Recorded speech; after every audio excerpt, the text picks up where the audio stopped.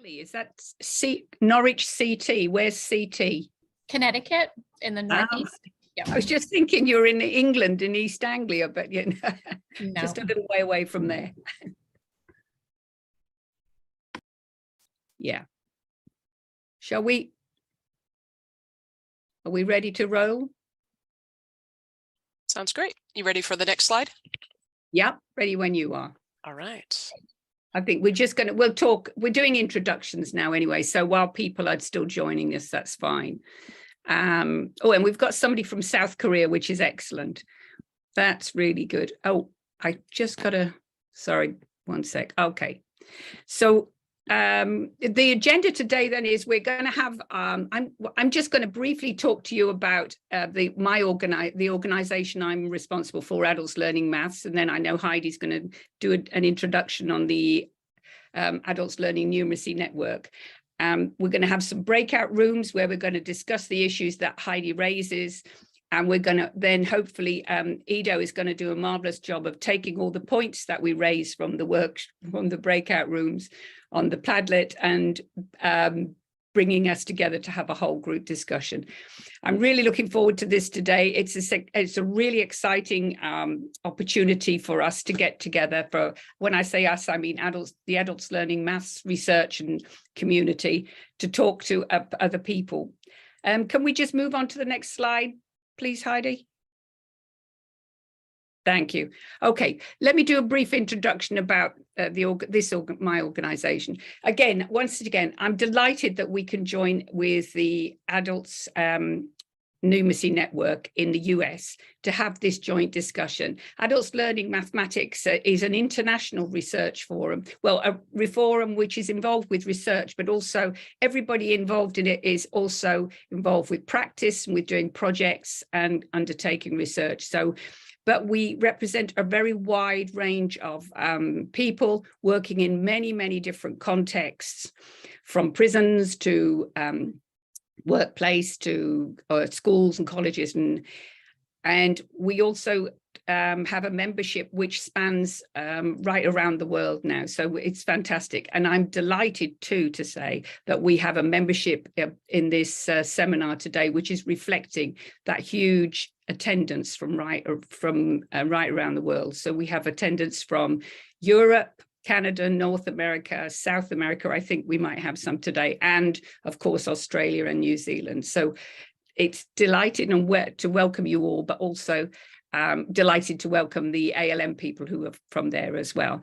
And I know there's a lot of you that aren't in ALM or ANN, but we're really, really pleased to have you here anyway. And I just wanted to briefly say that next year, Adults Learning Mathematics is celebrating its 30th year, and we've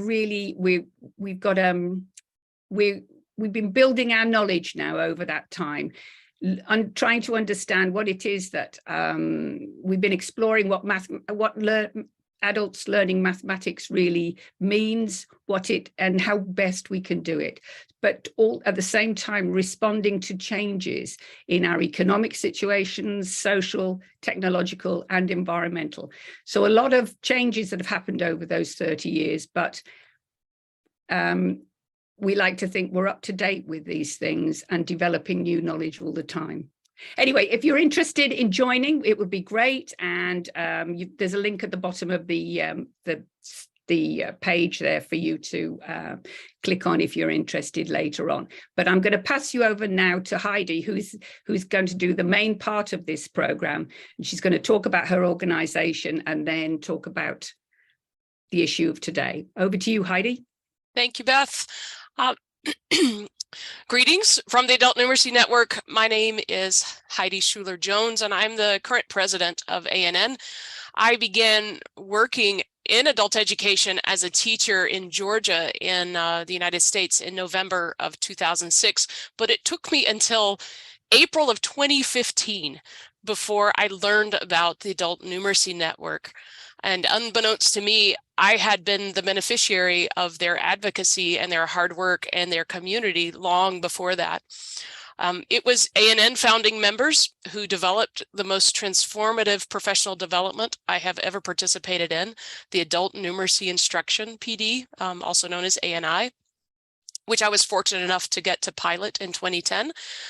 It was ANN founding members who developed the Empower Math series, which was the only math book series that was developed specifically for adult education, and it taught math conceptually instead of focusing solely on procedural skill and fluency.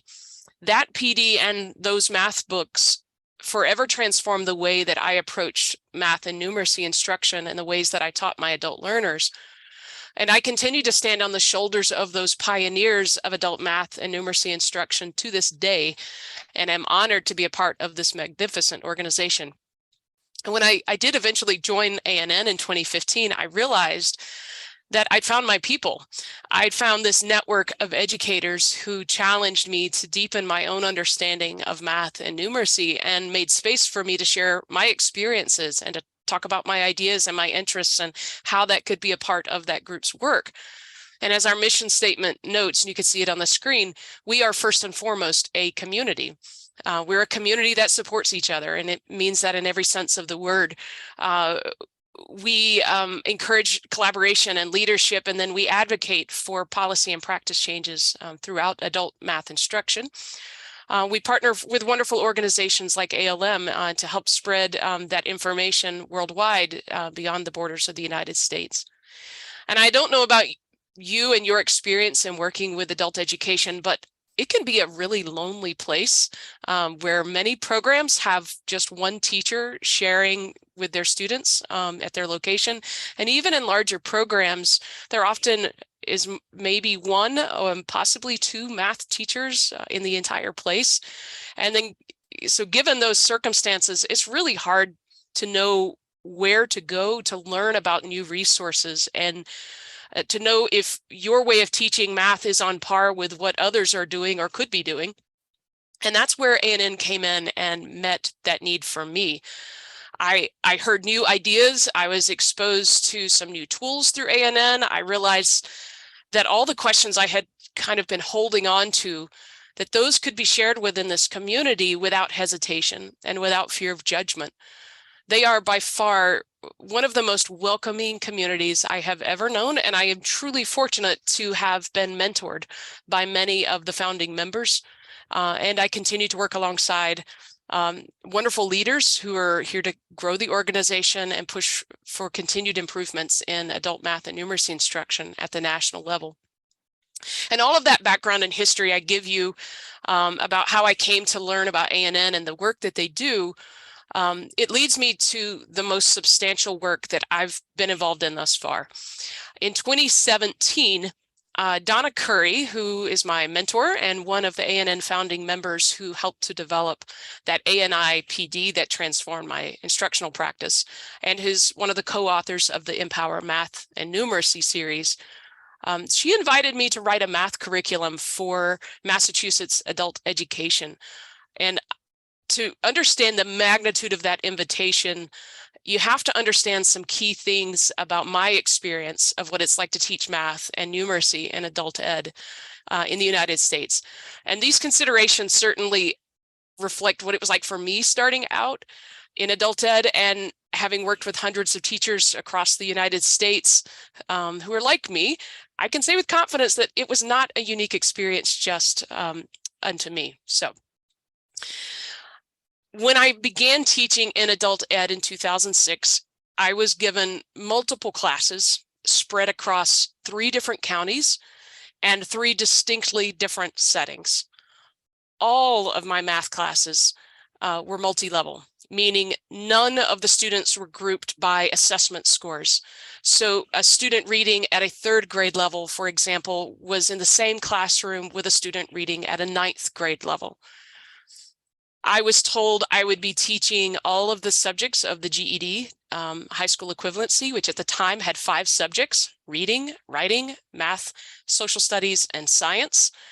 My new boss pointed to a wall of thrift store bookcases that were sagging under the weight of a bunch of mismatched old workbooks and booklets. And she told me that I could use those for my lessons and for my planning of all of those subjects. but that most of those materials would have to be shared with students because they didn't have enough of any one copy of anything to go around. And when she left the room, she had a huge smile on her face, and she was deeply satisfied and grateful that I'd taken this part-time teaching job. And all I could think was, what in the world have I gotten myself into? This feels overwhelming. But that is the landscape in which I learned about adult education. And that is a snapshot of what I had to teach from and those constraints in which I worked for many, many years before I attended the ANI training and before I started using the Empower math books, neither of which, by the way, provided me a math curriculum, but both of which gave me some really good, solid tools from which I could start building a structure to my semester-long math classes.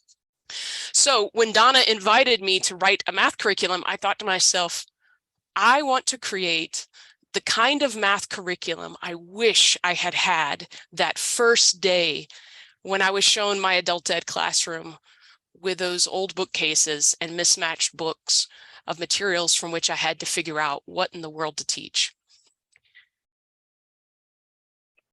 The Massachusetts math curriculum we were asked to create was based on a need to help the students testing at the upper end of high stakes assessments to learn the math that they needed to complete their high school equivalency and to enroll in college without developmental education math support. And those who were not looking to go to college, we were tasked with providing them opportunities to learn the skills that the labor market provided and required. So with the help and input from others with whom we worked at the Adult Numeracy Center at Turk in Cambridge, Massachusetts, we set out to develop a math curriculum that taught math conceptually and cohesively across the math domains. It incorporated workforce applications in every unit. It aligned to our standards, which we use the College and Career Readiness Standards for Adult Education, which also includes 8 mathematical practices that really are about helping students to collaborate and share ideas and strategies and compare their reasoning with their peers, more than just producing answers, for example. And so when we finished that 9-unit curriculum, we piloted it later that year.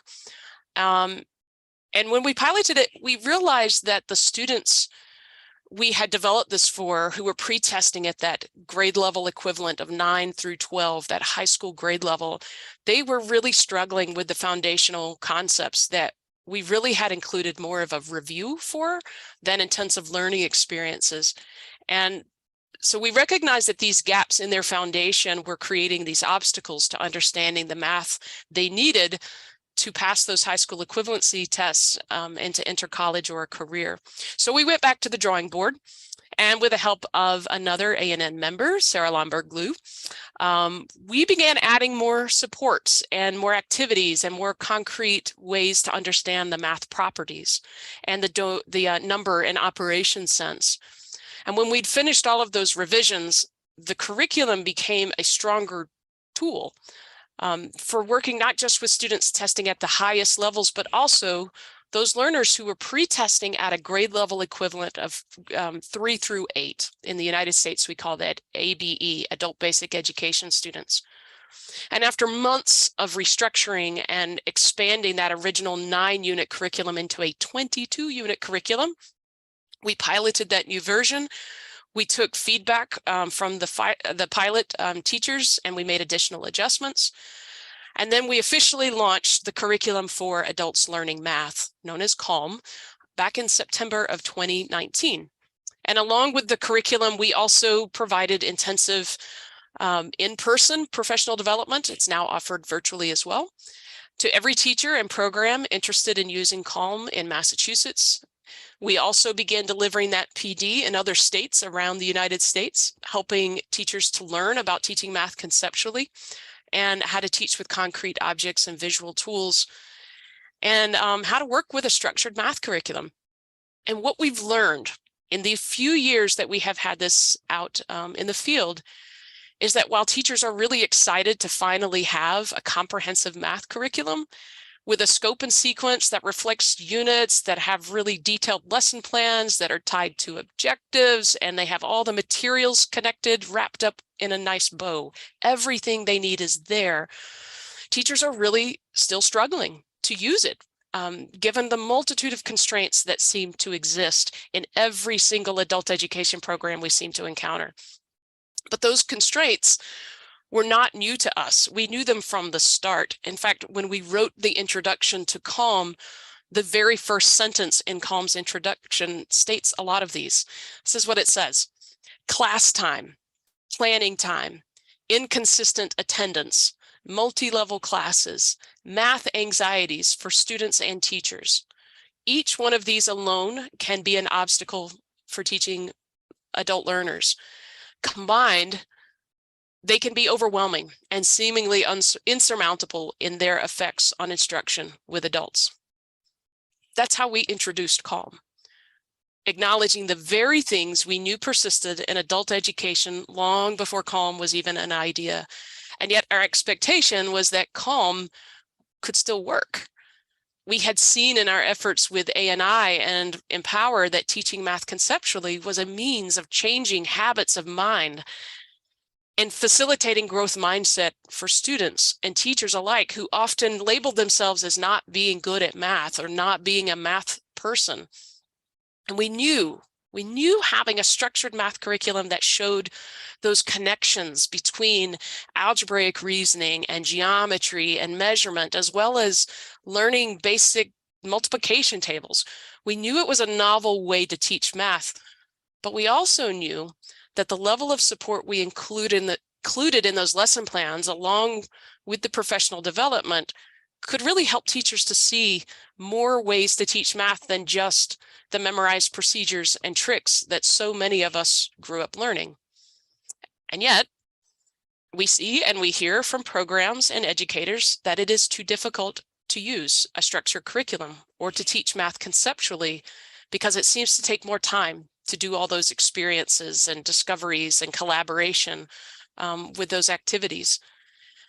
In the end, many teachers ultimately pull from different parts of the curriculum on occasion, but they still feel compelled to use the bulk of their direct instruction time to teach procedures. And I'm not faulting them for feeling that way. I know those pressures. I know the enormous list of tasks on their plate because I have been in that role. I'm also not saying that teaching math procedurally as a procedural skill and fluency that's wrong, because it's not, but it does represent only one of three pieces of rigor.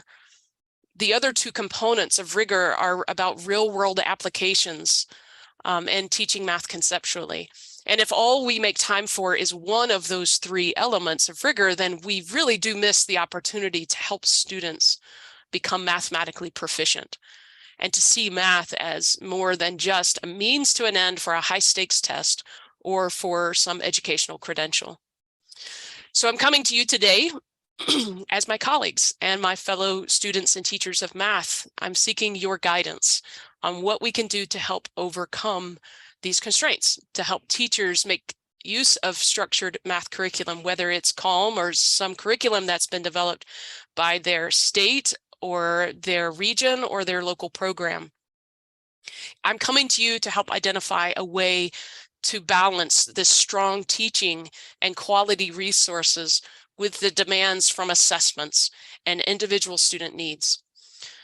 Perhaps within this community that's joined us today, that there are even more obstacles to name and to talk about and to share those experiences of our own challenges of teaching math and something as structured as a math curriculum. We need to hear from you. And perhaps within the same community, there are solutions to these challenges that have worked for your program that's been using a structured curriculum. We also need to hear from you. No one person and no one thing is the cause of these challenges. So it's going to take multiple approaches and multiple perspectives to find a way to affect some change. And that's why we're having this conversation with all of you today. So in a moment, we're going to split off into breakout rooms, and we've prepared 3 questions that we'd like you to consider during the time in your small group. We are going to use a Padlet, which if you're new to the Padlet, I'll show you how to do that in just a moment. Eric, I believe, is going to drop the link into the chat. But in those small groups, we really would like you to dig into these 3 questions, and they will be shown on the Padlet for you. How does this topic I've presented resonate with you? How does it impact your program or your type of work, your research or your professional development? Share your stories and your experiences, as I have just done, and then spend some time kind of digging into what's the cause of it. Why is it happening? How can we really get our finger on the pulse of what's causing this? What factors are contributing? And naming those and organizing that might help us to get to that final question of what is it that we can do about them all. We hope in each of the breakout rooms to have a representative from ANN or ALM to serve as the note taker for the Padlet. But if you find in there's not someone within those 2 organizations who's able to do that and you are comfortable using Padlet, please step up and be the note taker for your group. We will be sharing the Padlet with you at the close of this, along with recording of this session and an evaluation. So you'll have access to this long after it's completed. We'll send that out by email. At the close of the breakout rooms, we'll come back together in this main room, and Ido Gall, who has been one of those founding members from the very beginning and is also within the Adults Learning Mathematics, he's going to share a summary of the themes that are presented on the Padlet. So he has an enormous task, and I'm thankful that is not me to do. After he shares the themes that he sees, Brooke Istis, who also represents both of these organizations, she's going to share a bit about her experience working as the moderator of the Links Math and Numeracy community and a recent coffee break where they were addressing some of these same issues. So before we go into the breakout, let me just do a quick share of how to use Padlet. If you are new to Padlet, this is where the link will take you. You'll see the same 3 questions across the top. The plus sign under any of these will open up a window that allows you to just begin typing your feedback. And when you finish what it is you would like to share, you just click publish and it posts directly in here. Underneath, you can also go back and click those 3 little dots, and that'll let you open and do some editing. You can also change the background color to make it stand out. So Eric, are there any things in the chat that I need to address before we go into breakouts? I don't believe so. Okay, We're ready. great. How long are we in the breakout, roughly? Almost a little less than 20 minutes. Okay, so Eric is going to open up breakouts and let us move into those conversations. See you back soon.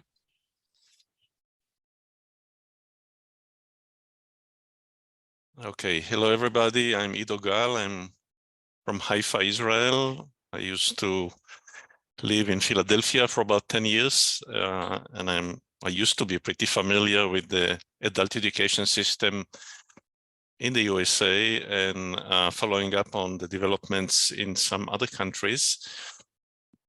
So I was given the very challenging task of trying to summarize entries on a Padlet that are too many to read in the short time that I had, and trying to make sense of all of this. So I'm not sure that I'm going to do justice to what appears here. Many of the points are very powerful and speak for themselves. If you're looking at the Padlet itself and not necessarily listening to me, you can see that the left-hand side, how does this problem of curriculum adoption or the usage of a curriculum that is offered by a system of adult education, this problem seems to resonate very much with most of the participants here, and the reasons why it is hard to implement it or adopt it are in fact quite well known for quite some time. Regarding the pressures on teachers, the diversity of different kinds of teachers with limited training or prior background, the need to accommodate students or learners who are at different levels and with different kinds of expectations and so on and so forth. So this definitely, the issue of curriculum adoption is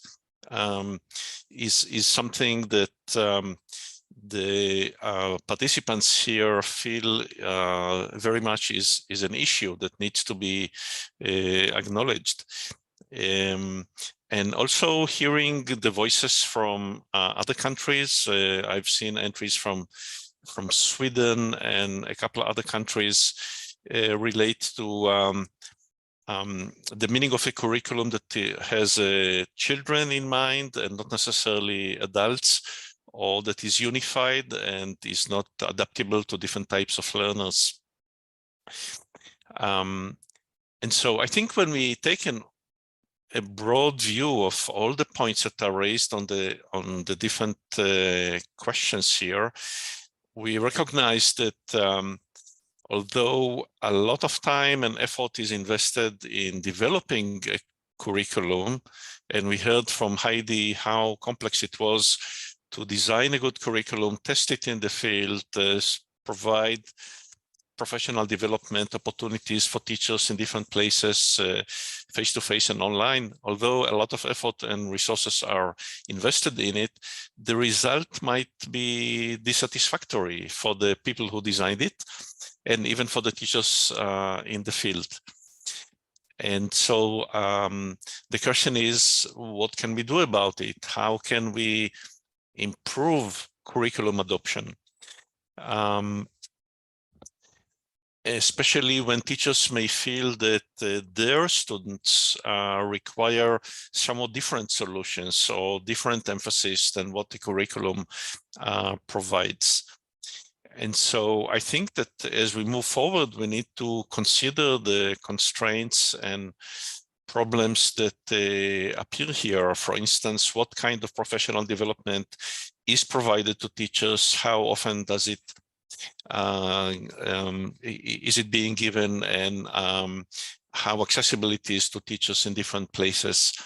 I participated in one of the breakout rooms, and one of the participants talked about the daily challenges of preparing tomorrow's lesson and how challenging it is to try and navigate between many different units of a curriculum and decide what to do when she said, I don't feel that I have a flow yet to go with the curriculum and adapt it. And so I think that as a community, we need to find a way to continue and discuss the issues that come up when there is a curriculum, either on a national level or on a state or regional level or a city level, because different countries would have different situations. United States has one system, but there are other countries that have very different approaches to organize adult education. And so we need to think of ways to think of how to improve curriculum adoption and recognize the barriers ahead of time and prepare solutions for at least some of them. So I suggested I stop here. I gave myself enough rope to be hanged on because I'm not sure that I'm doing justice to all the points that appear here, but at least I hope that I provided some overview of some of the issues that came up, and the group can take it from here. Thank you. Thank you, Ido. Excellent. I think you did a remarkable job there, considering the time you had. So I have been tasked to talk about, well, let me say I'm Brooke Estes, and I am the moderator for the Links Math and Numeracy Community of Practice for Octave. And in November, we actually held an informal discussion, which a coffee break is really just an informal meeting of colleagues, practitioners. And the question was asked, with so much to teach, where should I start? And it was kind of interesting because when we started talking about doing this presentation, I was like, oh, well, we're getting ready to have this topic discussion anyway. So a lot of the themes that came out in the Padlet were things that I saw in this discussion. I just put down a couple things that the practitioners who attended the webinar, they did speak about how they always begin at the beginning with computation with their students.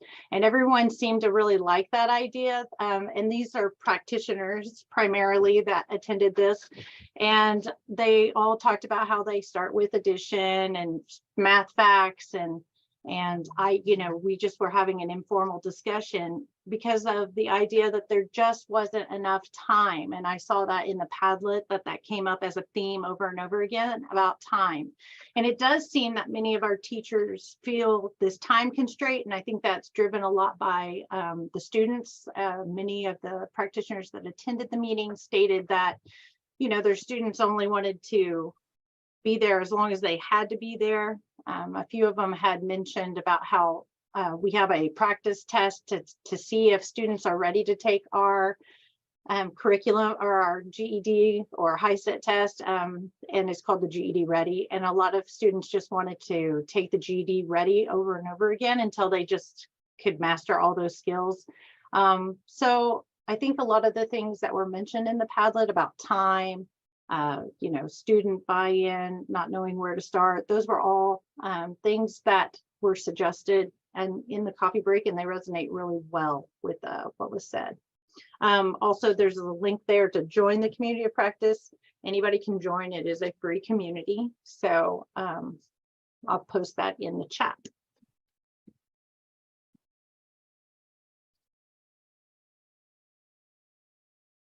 Beth, I think we are back to you. Oh, right, great.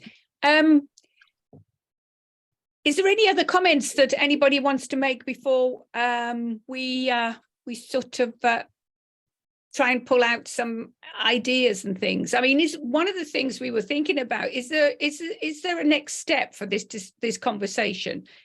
Like, is there anything else we can do about it? And would we want to study it? Would it be interesting to study it from different perspectives in different countries and actually see what those experiences are and whether we actually learn anything from that, or whether it's just differences because there are differences in the way things are done? People yes. I was going to say, and people are welcome to unmute if they want to share or type in the chat. I'll unmute. I'm really fired up right now. So I've been thinking about this a lot and in different ways. And I would love to, to dive deeper and to figure out more about mindsets around it and why teaching conceptually is considered not effective or efficient, and how I feel like we have to understand understanding our audience, and our audience can change. And I'm kind of speaking from my own experience, but like, what are people's true objections, right? Like, what is at the heart of people's objections to teaching conceptually, to making time for it, to having to adapt curriculum to work for our settings? And I can lump myself in there as well, because I was a teacher in the classroom for 10 years in adult education, and those constraints are very, very real. But the staying with teaching procedurally, or focusing merely on computation, or mostly on those surface level skills, doesn't serve our students in the long run. And so there has to be a change, but how we go about that, I think we really have to understand the heart of why people are objecting so much, So I don't know, I can't really articulate what I'm thinking, but yes, please, I would love for there to be study about it. So when you say, I'm not sure who I'm speaking to actually, but Lindsay Poost. Sorry, Lindsay. my video is on. No, that's fine, Lindsay. When you say study it, is it studying because the work group I was in, there seemed to be quite a lot of positivity around using it, but it was the size of the curriculum that was the most was making things more complicated, it seemed, to support their teaching. Yeah, no, that's a great question. I think maybe I'm talking about perhaps a tangential issue then around more of the teachers who are pushing back on using a curriculum or making or deciding how it won't work, or teaching from a conceptual standpoint versus more procedural. So perhaps either it's the fear around teaching math, not understanding it from the student perspective, teaching it the way we've always been taught. But where I am, I feel that there are a lot of people who think numeracy is incredibly important, people meaning teachers, administrators, thinking that numeracy is incredibly important. However, actually implementing it just doesn't work. We don't have time for it. It takes too long. I feel like there's a lot of excuses, for lack of a better word. And I want to figure out how to help alleviate whatever problems are associated with those excuses, because I think our students deserve a great numeracy education and access to numeracy, because I think it affects access.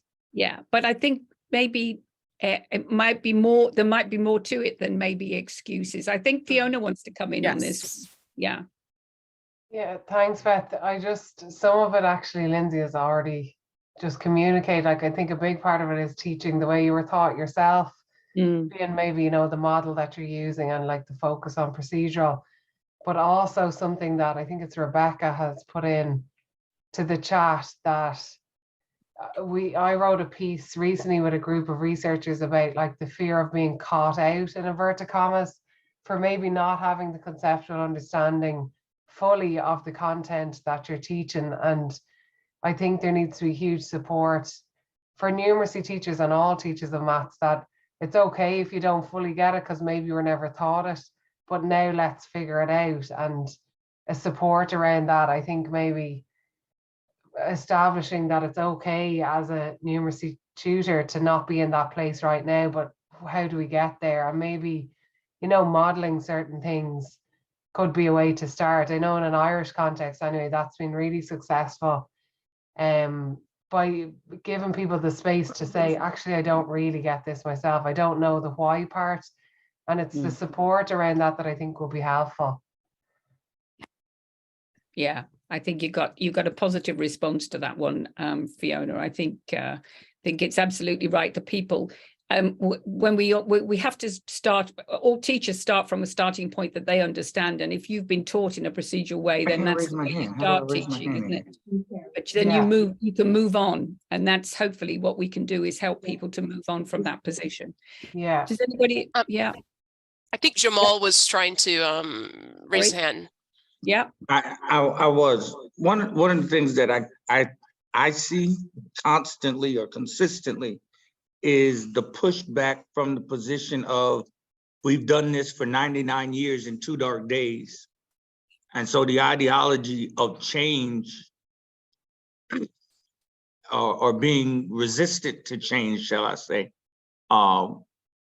is what kind of makes it difficult for some of the more traditional teachers. And I can say that because coming into it new, one of the things that was, for me, eye-opening was understanding teaching math from a conceptual position, because my lead teacher does mental math and I do mental math. And then one of the things I learned was, let me make it relevant to the student.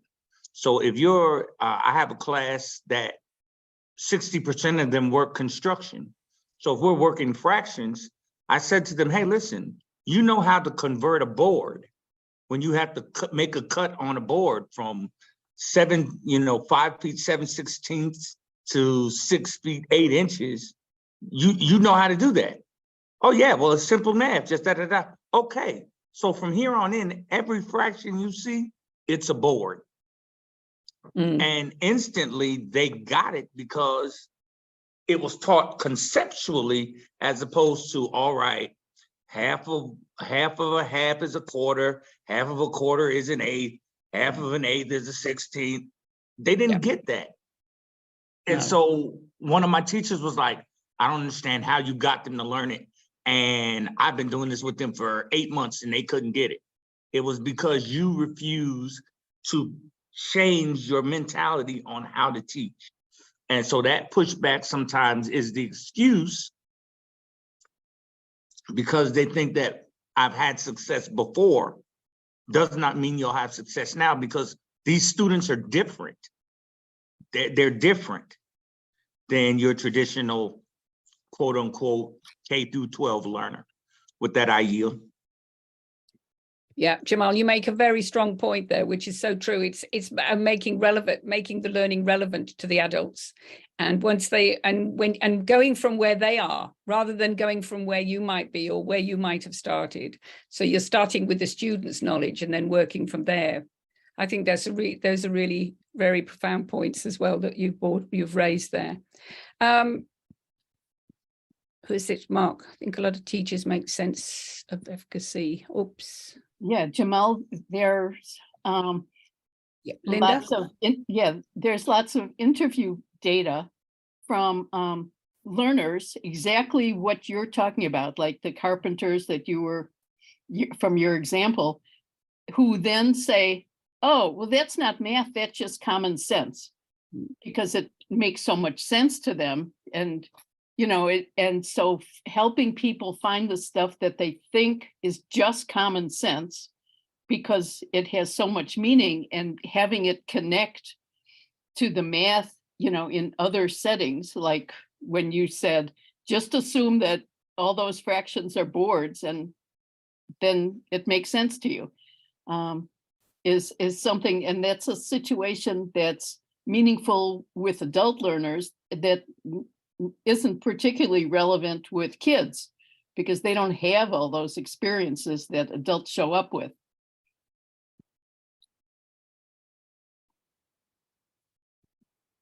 Before we move on to another, I just want to say that for those who have to jump off, I understand, and those who want to keep this conversation going, we'll stay on a little longer. One other thing I want to throw out there is I think assessment is part of it's what's driving the conversation. It's the tail wagging the dog.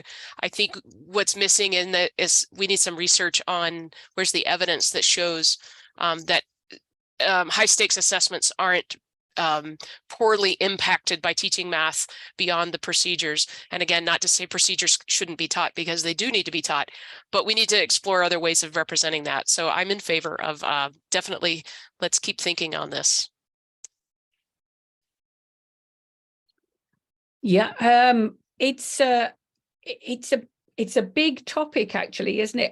I know ALM has got some quite a bit of research on different ways, different approaches to teaching and learning, and to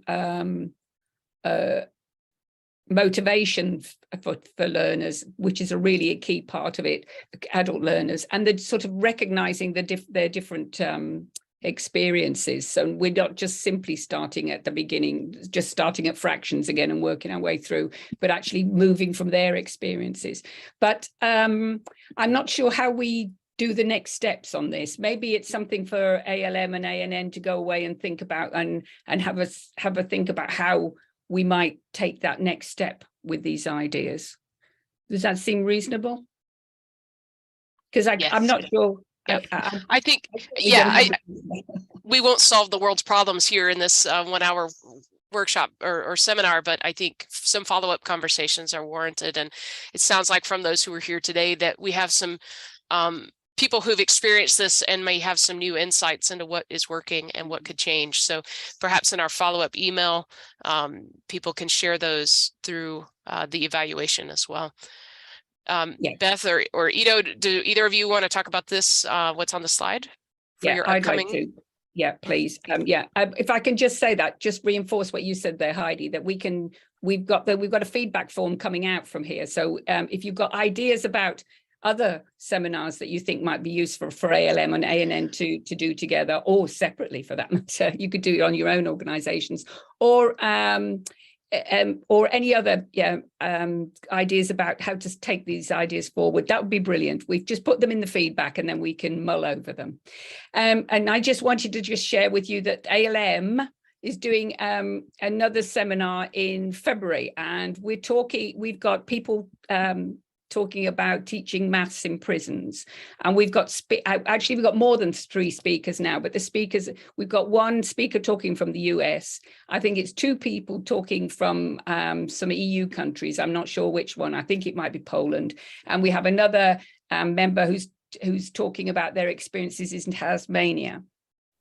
And what they always say is something that came up earlier, is that although teachers of maths in prisons are usually very lonely people because they're on their own, they have created quite a strong topic group within ALM, where a whole group of teachers from right around the world are getting together to discuss the issues, barriers, challenges, and opportunities teaching in prisons. So if anybody's interested in that, we're doing that one in February, and you can get the link on the ALM website.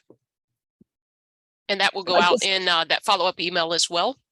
We can share. We'll have the links to those in our follow-up.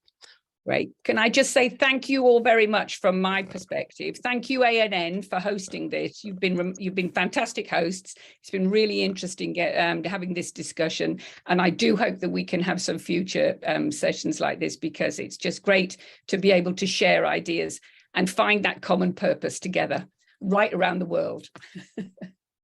Agreed, 100% there. Eric, do you care to share about this posting for ANN? I'll say a word about it, though, unless Mark is still here. If Mark's still here, it would be better if he was able to talk about it. Are you here, Mark? I think he is not. Okay. Or Dee, why don't you talk about it?